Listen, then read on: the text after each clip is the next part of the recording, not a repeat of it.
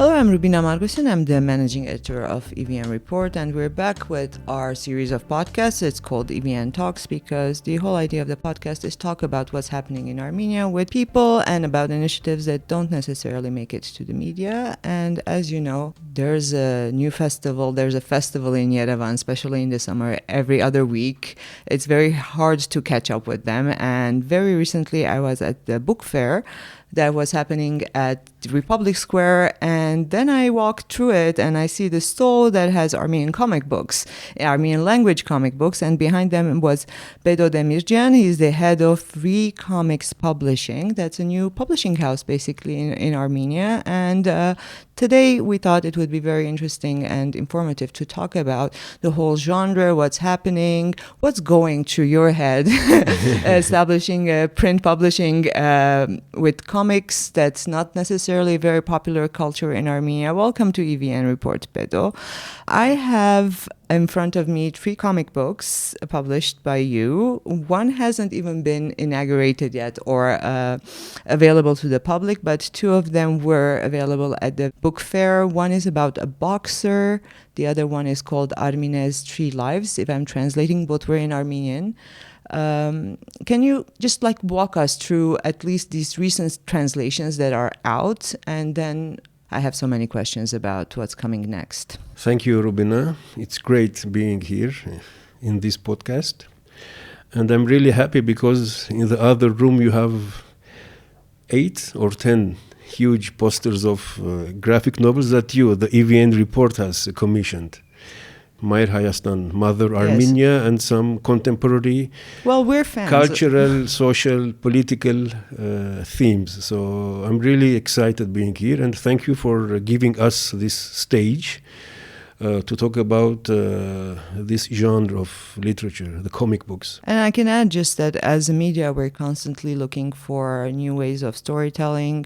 We did at one point, at a very critical point in Armenia's history after the 2020 war, came to a point where we realized that the more classical reporting wasn't hitting a spot. People were no longer responding, and we were always looking for new approaches. And yes, Mother Armenia, or Hayastan we call her, it was one way of dealing with the issue, that lack of not too much sympathy, too much lack of empathy, call it whatever you would like. We were just not reaching the reader, and Mother Armenia has been a great tool for wider and more generalized storytelling. Are you doing the same? Generally speaking, yes. Both Kasuni, the founder of ReA Festival or ReA Publishing, and I are big lovers of comic books. I've lived in Brussels for 10 years, so you can imagine how much that effect has gone into me. I can also imagine how much money you've spent on comic books. Yeah. That's another issue, but yes. So, Kasuni and I were friends through comic books, and he had the idea of having publishing, exclusively comic books publishing. I had a similar idea, so we sat down together, we discussed, and then said, okay, let's go, let's do it. And it was a dream of his, it was a dream of mine, and through the ReA Festival, we joined forces, and now here we are with already 3 comic books. 3, yes, very physically right in front of me, all of them looking gorgeous and beautiful at different formats. Dreams are great, collaborations are wonderful, but what's the road ahead? Because it's not a very popular genre in Armenia. Generally, there's a lack of readership. A lot of publishers say this is adult comic books. They're not even aimed at children, which is a very easier market from what I understand, because we do have illustrated children's literature, quite beautiful pieces, by the way. And you kind of skipped the middle. It's not for children, it's not for young adults, where you could actually create the culture or the demand for this kind of publishing, and you went ahead to adult comic books, which are very political, which are very, the Misak Manushian one that will be available soon. How is that going to work? What are your concerns there? Because obviously I do have concerns in this regard. The comic books, it was always part of the ReA Festival. It's not something new. But it is new as a publishing house. I mean, in the past 2-3 years, even more, through the ReA Festival, we always had comic books presentations. Last year, for example, we had The Boxer, which in Armenian is translated into Prince Kamardig. The author, Reinhard Kleist, he was here, he presented his book. And many other books previously. But exclusively only the ReA publishing or the ReA Comics publishing is brand new. We might have been the newest publishing house at the book fair that you mentioned. And it's colorful books, comic books. Well, it is a literature genre. It is, yes, not common in Armenia. We heard all sorts of different appreciations at the book fair from youngster or the youth or young generation representatives that this is great, I love it, finally, to a little more older generations that, what's this? I don't like this. It doesn't appeal to me. You're degrading culture. So we have all these different sorts of appreciation or reaction of comic books, but we want to keep the good ones, of course, especially the young ones, that they were really excited to see these comics books and what we're planning ahead. So we truly believe, I mean, as you saw and you mentioned a little bit earlier, that with the Mayer Hayastan, the Mother Armenia comics way of reporting maybe or evaluating what happened, has room, has an appeal in certain circles. Absolutely. Even illustrated journalism now is making an impact in the world of journalism, where illustrators are actually covering conflict in this genre. Exactly. And it's hard to say if your guys are ahead of the curve or behind the curve at this point. Well, I don't know that, but we're trying to be on the curve somewhere. And try to have as many fans or supporters possible. And I really want to mention also that 5 or 6 years ago, there was an Armenian comic book in Yerevan, exclusively for comics, mainly Japanese manga comics. But it has shut down. And CivilNet at the time, they had a report on it about the Armenian comics scene. 5-6 years ago, it was even less common. But there were few tries. I mean, we see some tries and some others having some comics books. But unfortunately, they are either independent ones, they do one and they have number 1 on top or on the cover, and it never comes the number 2, the number 3, the number 4. So there are a lot of books, independent ones, and without any continuation, no scene of comics as is. We have a few great comics books, as you know, and as you've seen, we've discussed quite a lot about comic books. And what we try to do via ReA Comics, ReA Publishing with Kasuni is that to bring the comics books into the mainstream, to have the comics books in a corner, in Zankak, in Bookinist, in Epigraph, visible in any and available other everywhere. Bookstores of Yerevan. So anyone walking in any bookstore in Yerevan, or even the Marzes, not only Yerevan, to see that there is an Armenian language comic books translation at this stage. I was going to ask you, especially regarding one publication, Three Lives of Armine.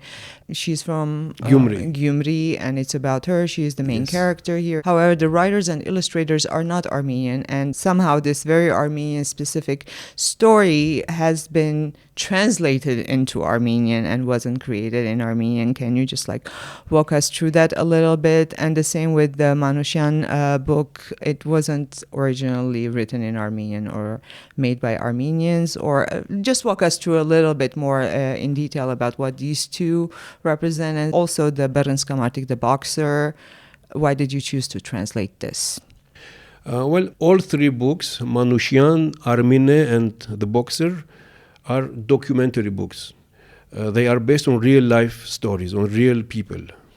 All 3 of them exist or have existed. And we thought that this is a literature genre. I mean, it could be a documentary movie, not only a comic book. And imagine in Armenia, we have so many themes and issues that we could discuss and talk about. And you, as a journalist, I mean, you see this every day. So why not telling their stories in this way? And also to show that comics books can be a documentary. Well, themes, also with Armenia's story, of course, absolutely. What was the initial, if you know this, the initial drive for Armenia's book, for the creators to gravitate towards this story, and rather than millions and billions of other stories that are around the world? Well, Armenia's story strikes differently than the other one because, I mean, she's a woman. She's from Gyumri. She's lost both her legs during the earthquake in Gyumri, and she tries to rebuild her life 3 times. So this is why the book is called Armenia's 3 Lives.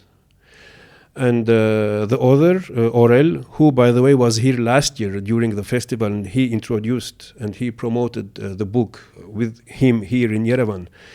Well, he finds through an Armenian friend, Armine, he hears Armenia's story, and he decides with his friend to make a documentary out of it. And so they decide to have this comic book, graphic novel genre. So, I mean, you can see it's very interesting how they decide, they discuss, they come to Armenia, they find Armine, they document her story, they go to Gyumri, they visit Gyumri, and this is it, her story. And during the book fair 2 weeks ago, many people were really interested in her story, and they were like, wow, we didn't know about this.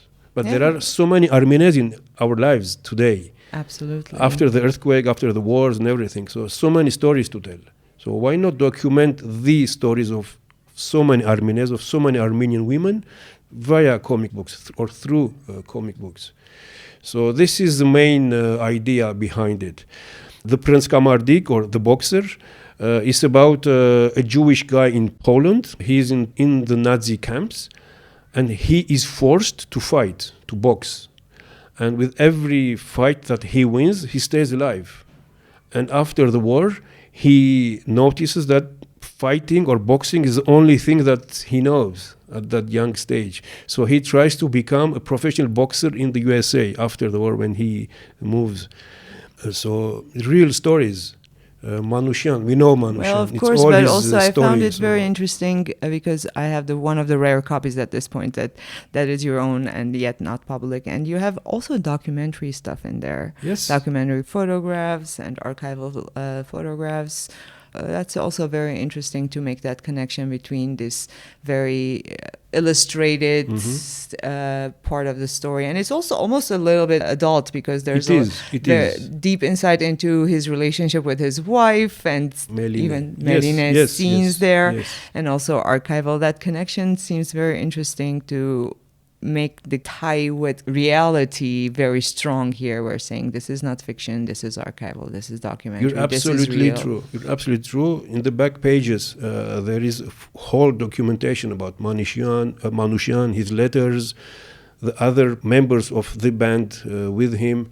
There is also Charles Aznavour in the book. There is Shahan Shahnur in the book. There is the genocide that he escapes, his father, the time he spent in Lebanon, in Jbeil, in Teshnospuin, or Bird's Nest. Orphanage. So it's in the orphanage, yes. So it's a documentary book. I mean, this could have been, or this could be in the same level as the documentary movies that are being shot for Manusyan. Or this could have been a very thick, very complicated documentary publication, not accessible to the average reader, yet it is here beautifully laid out and very intricately told. It's fascinating that we're actually moving forward with this. I've never been a big fan, but I'm very excited because, again, looking for new ways of storytelling when media in general and storytelling and compassion are becoming increasingly difficult. Yeah. How about local production? we have seen recently, as part of what you were saying, one-offs, but quite a few one-offs, very interesting projects. Yes. A lot of them, again, some, World War II themes are very prominent from what I see in different projects from one-offs that I've seen. Same with the animation, like not just the comic books animation. Those themes are continuing. Soon you'll have 4 or 5 publications. We will have 4 new ones during our festival in October. In October, yes. So, and one Armenian will be there as well. Great. So let's talk about the festival very briefly, and I continue with my question. Yes. ReA Festival, this is the same ReA Animania, but a little bit rebranded because it's expanded. Exactly. And it's going to take place in Yerevan between the 19th and the 25th of October this year. Yes. And most likely in Nepal. Most likely in Nepal, yes. Okay, so for those in Yerevan and interested, look up for the announcements. And back to my question. Yes. What about the local talent? Where is it going, and where does the local talent come in your plans as ReA Comics? Well, I'm glad you asked this. And my immediate answer is yes, there is a huge local talent speaking in Armenia. And I'm glad to say that for the past 2 years, we have announced a prize for local Armenian comic books. And the difference with this year is that not only we will give them a prize, but also ReA Comics will be printing it, publishing and printing the book. So last year there was Lena Deruns. She already has a book called The Ark Traveler. It's an Armenian-themed comic book published and printed here in Armenia. It's a black and white comics book about an old Armenian story, which is really, really interesting. She also won our last year's prize, and this year in October we will be presenting it. Mkhitarang in Armenia. The book is called Mkhitarang. And on Monday, this Monday, in 4 or 5 days, we will be having our this year's competition's first screening. So we will be selecting the comic books that we have received, and we will be having the shortlist, 35, 40, even more applications. So there is a scene.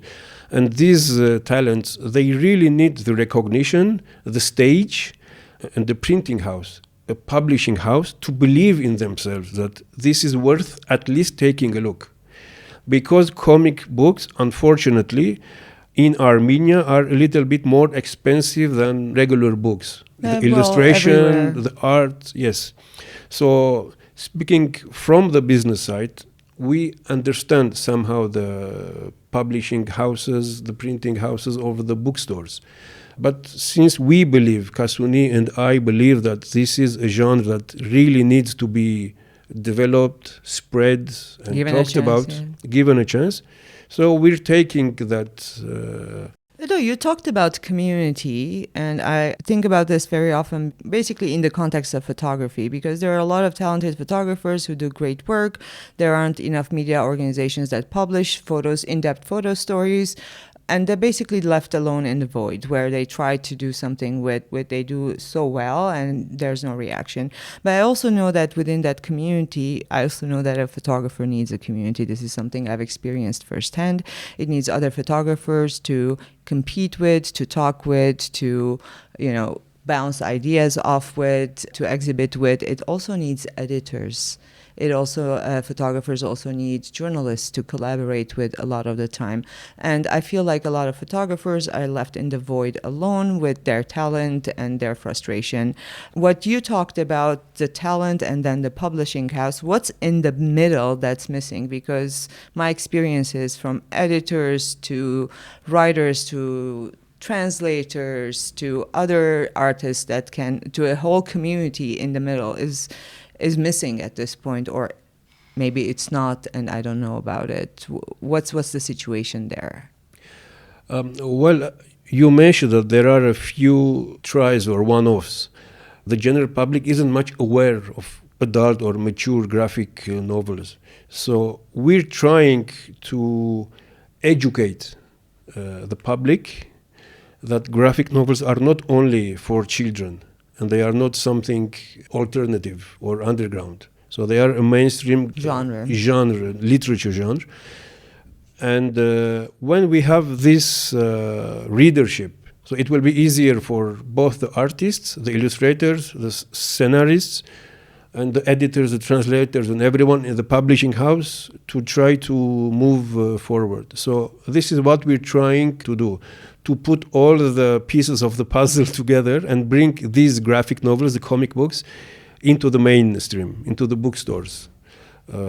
Why not have a different shelf only with Armenian comic books? So we're trying, we will be there in a year or two, hopefully. And we have lots of plans, big plans. And we were discussing about the Armenian comics, Armenian authors. Now, currently, we're in the translation process of foreign or international comic books into Armenian. So why not translating the Armenian comic books into other languages and take them into foreign book fairs, not only in Yerevan. So this is something we're also working on. We also have plans for having children's series as well, the classical comic books, not only the classical, but also the classical, like Tintin, Asterix, Smurf, which also are educational in their own books way. In their own way, yes. And fortunately for Smurf, for example, for children, there are work books, activity books for children. Yes. To learn French, to learn environment, to learn just about anything. So we are also planning to bring these classical comic books for children into the Armenian scene as well. There were some tries in the past, in France mainly, with Tintin, with Lucky Luke, but they weren't, unfortunately, very successful, and they stopped. It didn't go on. So my and Kasuni's determination is not to start something which will not go on. So we're really, really decisive that now with this ReA Comics that we've started it and we will go on until the end.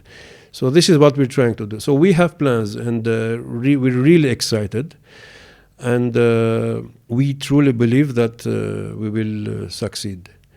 Well, best of luck. Thank you. And for everyone listening, the ReA Festival is around the corner, basically a month from the recording date. It's from October 19 until the 25 in Yerevan. Otherwise, what we're trying to do at EVN, because indirectly we're excited about the genre, we've asked some of our contributors to consider writing reviews about these comic books, because writing reviews not only about the comic books but generally about the literature that's being published in our times is very important, and we're trying to kind of get that culture of reviewing Armenian publications, books, films going. We haven't stopped either. We keep trying to push forward, even though they sometimes come far in between, not often enough.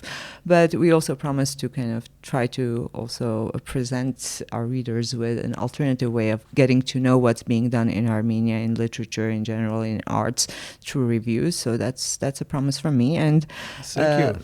Good luck.